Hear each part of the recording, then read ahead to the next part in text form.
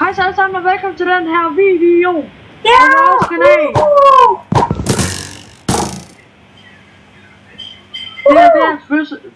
Det er hans gave. Prøv at kaste den til mig, så jeg kan vise den, hvad den hedder. Den eller Nej, den gør ej. Se. Gør du det? Ja, det er fordi du har taget en anden bue i den jeg gav dig. Nej, jeg har sat flere ting på den.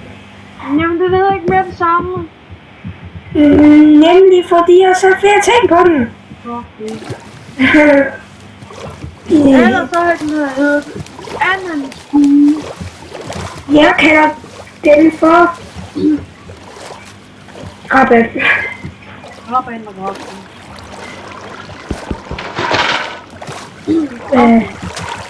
Han bygger på, fordi jeg ikke helt sådan den bedste til at bygge store ting.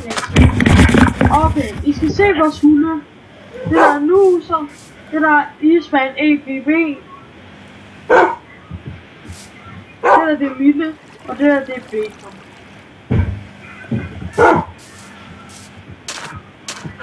Bacon har bare fin halsbånd. Men til gengæld så har vi et vandlig halsbånd, der har Iceman EBB.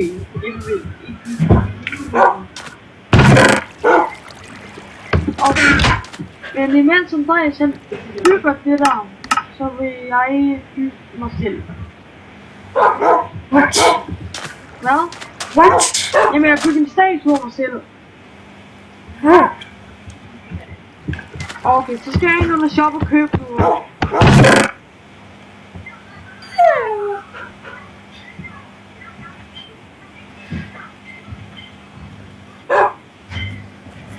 Jeg skal bruge noget brun på. Jeg skal bruge noget sort uld.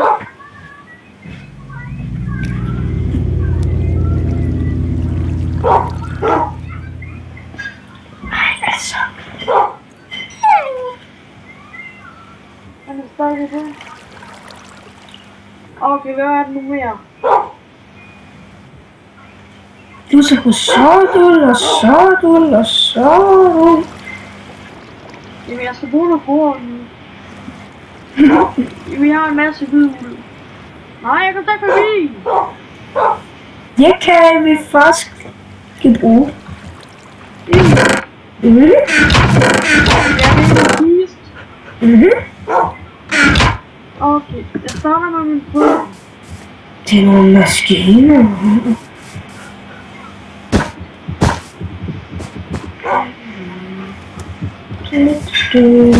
Jeg tænker nok 4. Nej. Ja. Her kommer jeg til at foran. Så jeg tror jeg lige claimer området.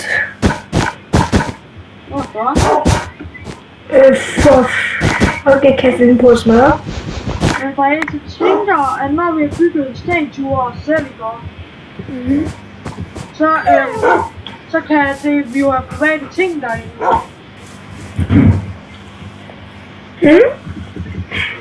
Jeg skal lige kigge på regler. Ja. Okay, nu skal vi...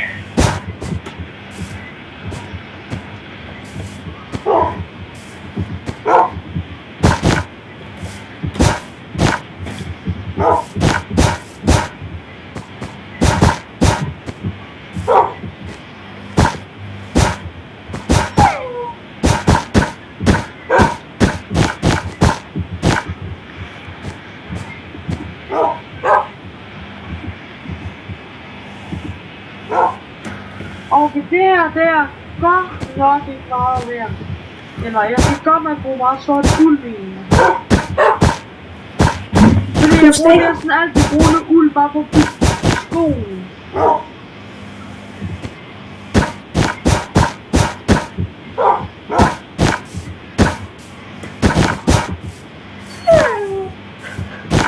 Andreas, du kan jo ikke kigge videre på det. Jeg skal lige claim noget. Ja, du ved hvordan man gør, jeg gør ikke.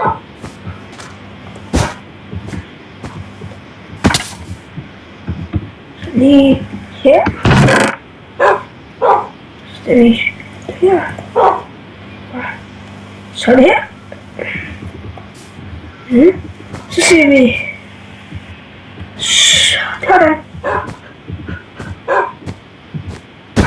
Men Andreas, det er faktisk godt, at jeg bliver heroppe, hvor man skal kigge det her. Ja.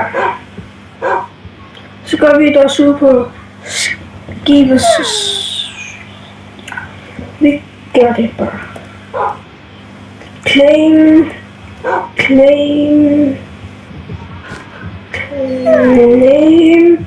Hvis jeg kan få lov.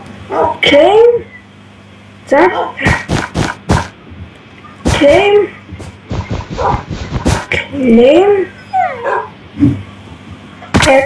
Marco.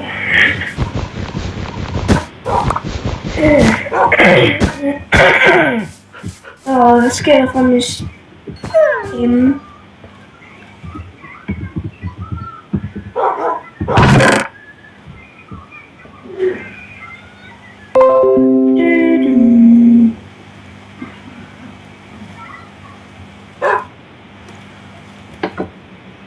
Ups. Jeg kunne til en fejl.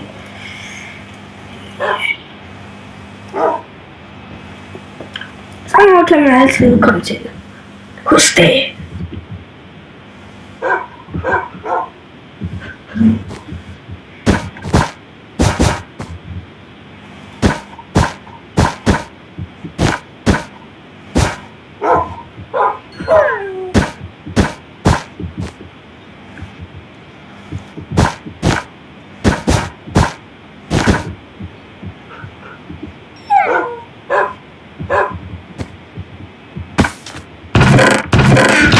Ja, vi taler ikke så meget. Nej. Nej. Vi var til at tage lidt Ja, hvad du så? Ja. Har du nogle fakta? Nej. Jeg skal virkelig bruge noget lys lige nu. Det er virkelig svært at se noget, der er virkelig meget som på sort uld, så det er svært at se det sorte uld. Fuck det. Bare jeg stærker væk, bare i hjælp. Jamen, Eller, ja, men, ja, Andreas, jeg ved godt, kære Jon. Altså, jeg har næsten ikke flere bingo på grund af, at jeg har brugt for fuld. Jeg har kun 500 eller andet. Jeg har 464. Så er vi tæt på det samme. Jeg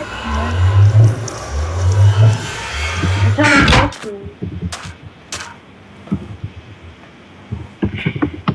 Vi er så snart til at få lavet en mine. Ja. En mine. En Jeg mine. tror, du mente med, at når man laver det her, så slutter man af, når man er nået 100 år. Hvorfor gør man det?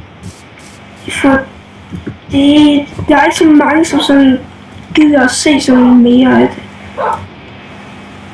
For fuck, jeg skal jo også bruge blå uld. Der er godt nok, der er alligevel mange farver på mit skin. Ja. Der er sort, der er rød, der er blå, der er hvid, der er brun. Og så synes der bare sort ben. Sorte ben. Ja. Og så har den en anden farve. Nogle af stederne i den.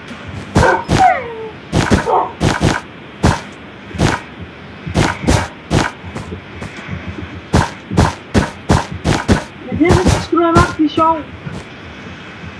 Se mig bygge mig selv.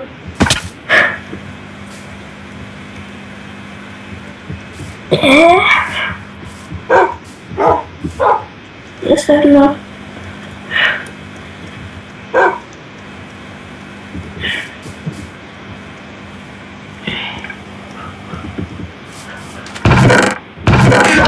Har vi et eller andet, jeg kan bruge? Hvorfor har vi næsten ikke engang noget jord overhovedet? Det er faktisk nogle gange meget af. Fordi vi kan ikke komme lidt til at blive. Det må I ikke se. Det er godt, at serveren blevet reset det for. Jeg havde måske en lille smule for god til. Også jeg var 18 indlænd, så giver det så mere mening. Men altså, de betaler jo også til serveren. Ja, det gør vi også. Ja, det er ikke bedre. Vi betaler ikke så meget til det.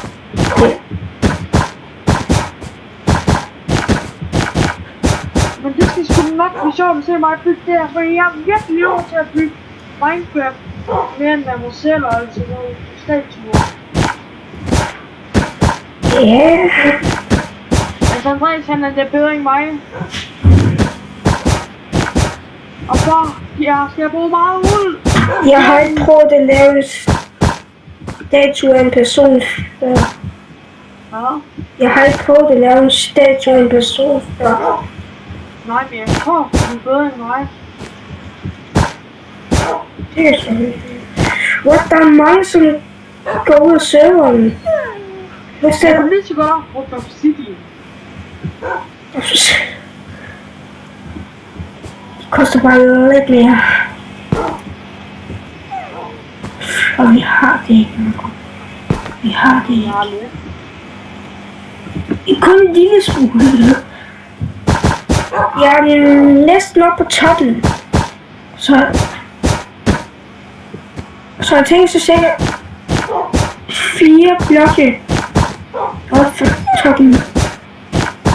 Jeg skal starte med flere penge med. Kan man sælge stikkød? Det kan du tjekke jo. Altså stikkød. Kan du tjekke?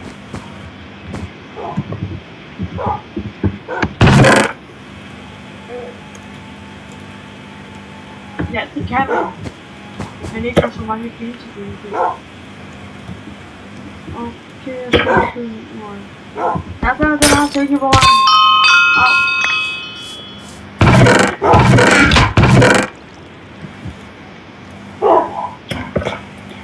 Jeg har hygget. Igen.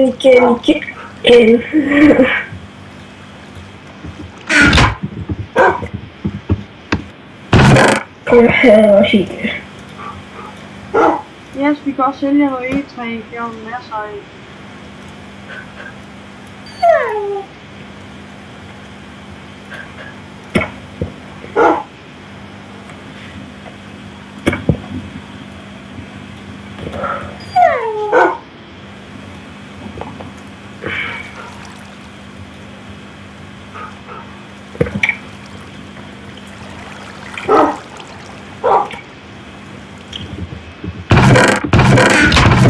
Behøves vi E3 lige nu? Nej. Skal vi beholde noget af det? Ja. Jeg kigger hvor meget vi har.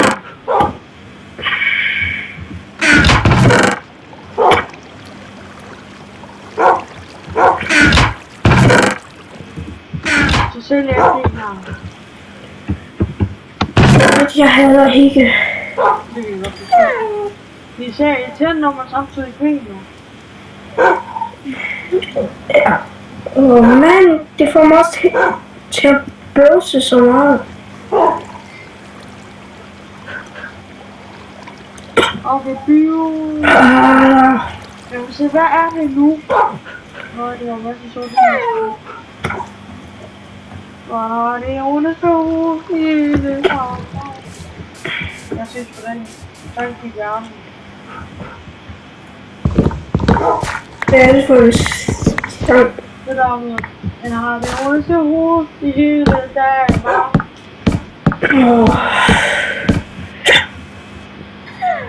Cosmos. Ja. Jeg kan bare virkelig godt lide den sang. Jeg synes bare, det er gameren. Når jeg spiller på et sport, man kan høre, du har en rundt hoved, eller du har en rundt mave. Hoved?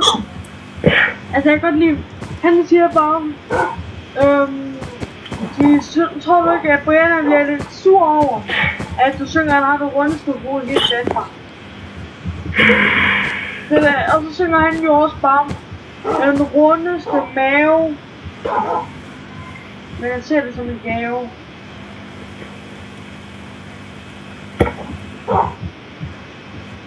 Okay, jeg kommer til at bygge en stor statue, og den kan næsten ikke engang stå her overhovedet.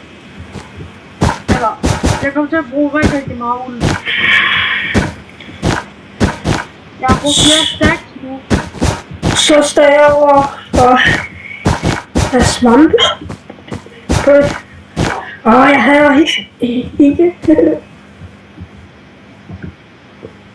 Wow, kæft, du bygger meget, Andreas.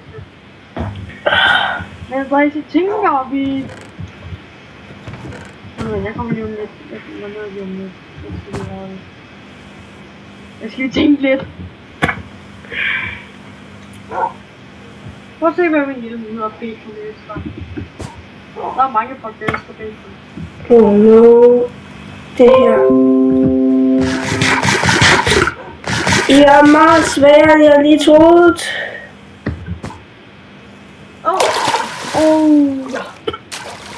Jeg skal lage nogle blæksprutter.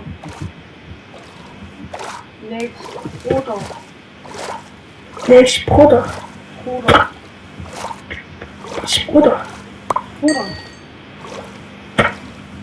Jeg nakker blæksprutterne så hurtigt, at det lækker, når jeg dræber dem, så de viser stadig bare noget rødt noget, når jeg dræber dem.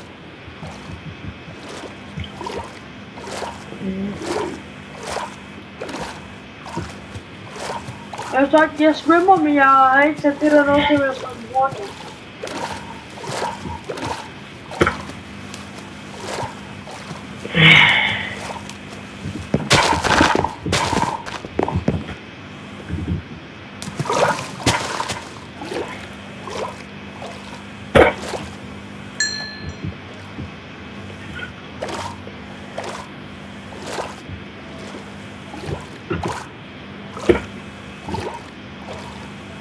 Så skal jeg fjerne den. Ja, vi har faktisk en masse svampe, som jeg har kunnet se et par gange, hvor jeg har håbet at spise.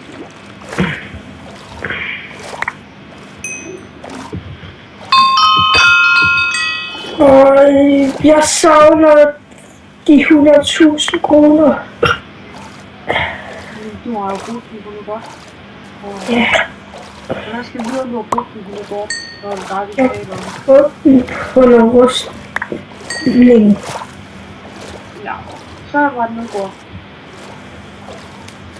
På Mars. Der var 3 sæt. Og sådan en med tunes og sådan. Men har vi en lille video af han på serveren der? Ja. En tror jeg. En gang. Mm. Ja.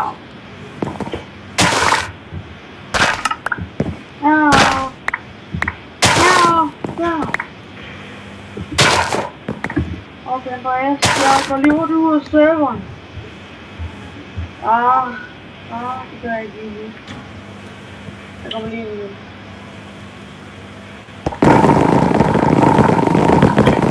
Så det er fedt at høre på, Hvor? Er det? lige når man starter. Nå, ja. Det er bare helvedes fedt. Jeg har heller ikke stået lyd på. Andreas. Hallo, herovre.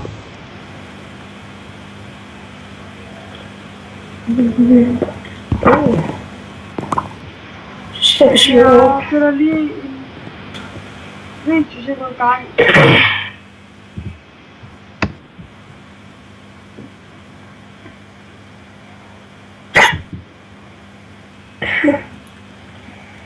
har vi ikke svampe. Så jeg kan lige så godt lige sætte ind af vores video. Jeg har lavet sige, jeg gør det.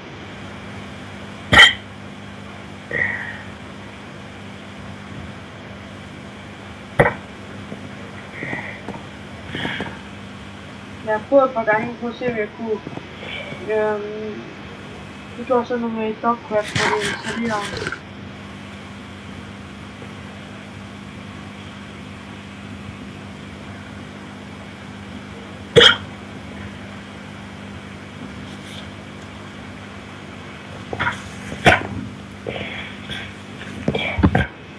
Lige nu har jeg en masse YouTube. Wow, prøv at se, hvor mange som er kommet ind.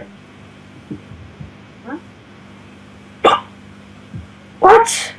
Jeg kigger, og så drejer jeg lige hurtigt rundt. Så lægger det bare. Prøv at se, hvor mange. Ja, jeg har kigget. What? Alle på hele serveren er inde, Marco. Det må du nærmest ikke kunne holde til. Der. Vi har fået... Vi får gratis keys. Vi får gratis... Hej så, og velkommen til den her video. Eller ind på Brandmandens kanal. Prøv lige at komme i spawnen og se, hvor mange personer som der. Når serveren holder fest, så får vi keys. Så får vi sjældne keys. Prøv lige at komme. What the... Nice, bro. Har du godt fået keys? Nå, men får man ikke flere end før? Nej. Oh my god. Marco. Så støtter bruges. Hvad mener du med forskellige keys? Ja. Ja. Keys, som ikke er enchanted. Ja. Jamen, jeg fik jo begge dele. Ja. Det gjorde vi alle. Hele serveren er for. Hvor fedt.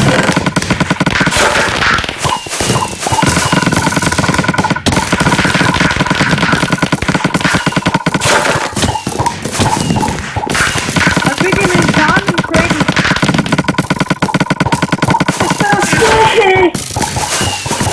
Ja, Du får diamantblokke. What, der er mange.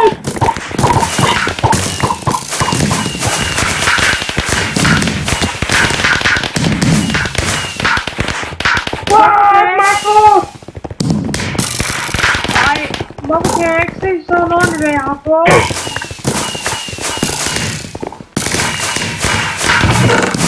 Okay. Oh my god. Okay, Andreas. Jeg tager til home. Andreas, jeg fik en diamantøkse. Så fik jeg en road axe og en diamantbrække. Jeg fik ikke noget godt overhovedet. Og altså, Andreas, det her, det var den med diamant. Ja.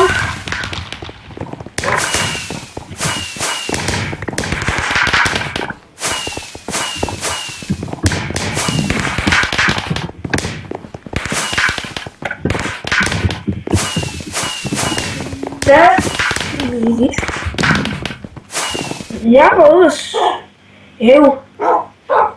Ja. Og jeg ved. Jeg synes, det er en anden fuck og fedt. Ja. Det er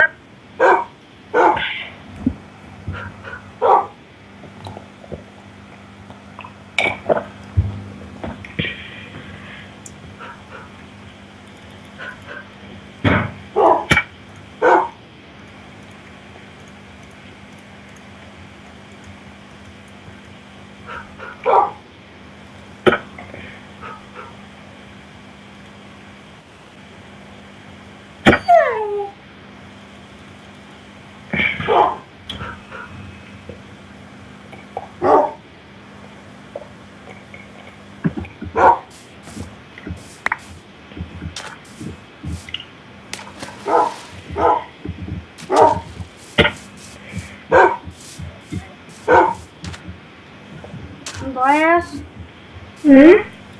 lige over ved hundene, der har du faktisk ikke sat fancy. Okay.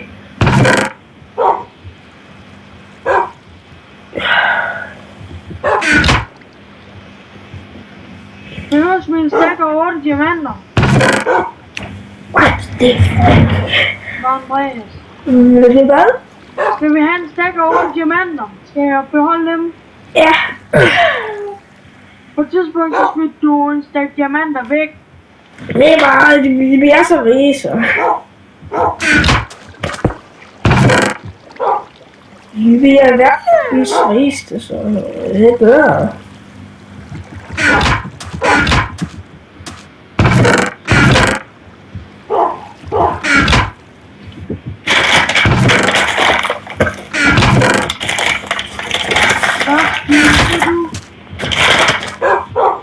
Spiser du slik? Okay.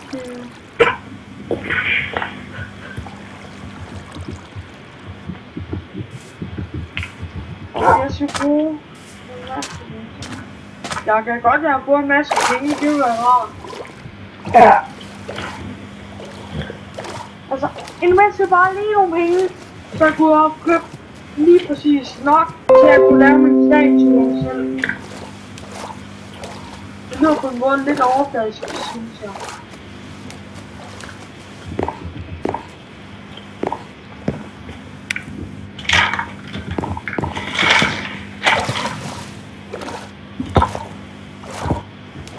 Altså, jeg har ikke engang gjort noget specielt, så siger jeg bare, så jeg kan lave en statue af mig selv.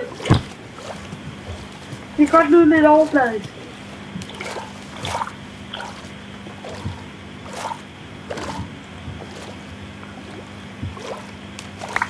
Det kan det.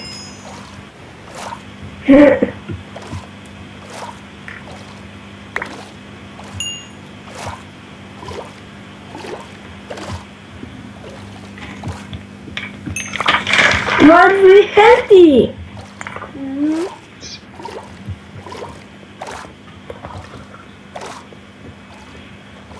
Jeg tror, de holdt fast på grund af, at der kom den her nye opdatering ud.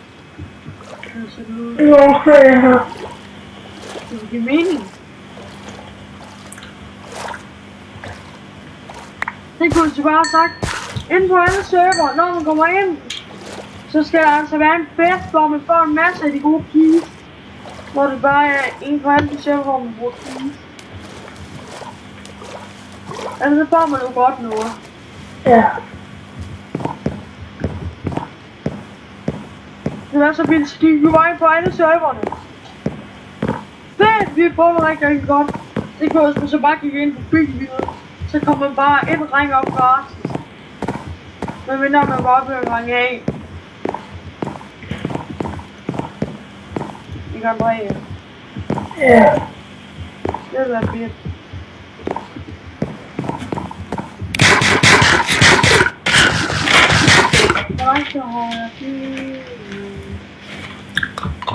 Jeg tænker, om vi stopper videoen nu, og så ses i næste video.